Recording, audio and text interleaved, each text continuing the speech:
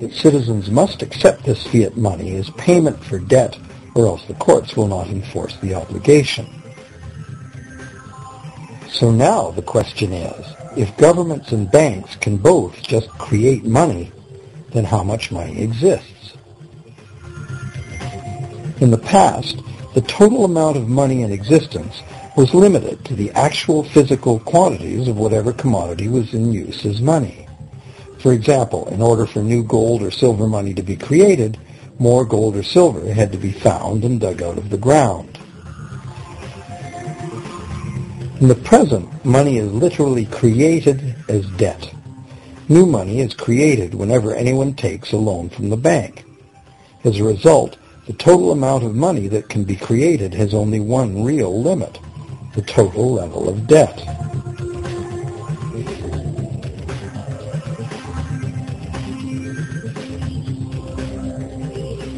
Governments place an additional statutory limit on the creation of new money by enforcing rules known as fractional reserve requirements.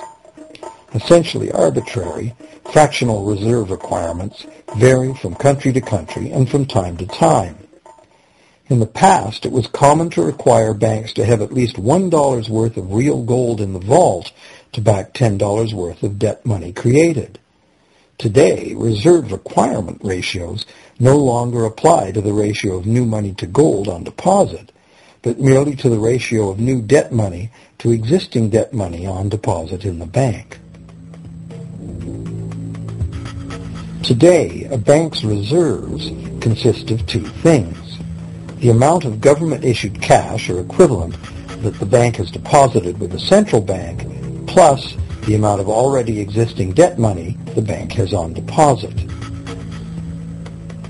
To illustrate this in a simple way, let's imagine that a new bank has just started up and has no depositors yet. However, the bank's investors have made a reserve deposit of $1,111.12 of existing cash money at the central bank. The required reserve ratio is 9-to-1. Step 1. The doors open and the new bank welcomes its first loan customer. He needs $10,000 to buy a car. At the 9-to-1 reserve ratio, the new bank's reserve at the central bank, also known as high-powered money, allows it to legally conjure into existence 9 times that amount, or $10,000, on the basis of the borrower's pledge of debt. This $10,000 is not taken from anywhere.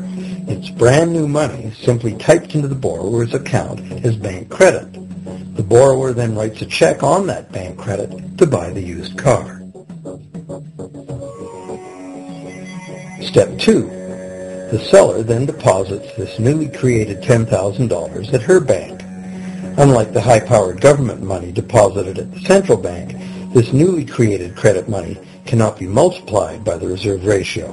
Instead, it's divided by the reserve ratio. At a ratio of 9-to-1, a new loan of $9,000 can be created on the basis of the $10,000 deposit. Step 3.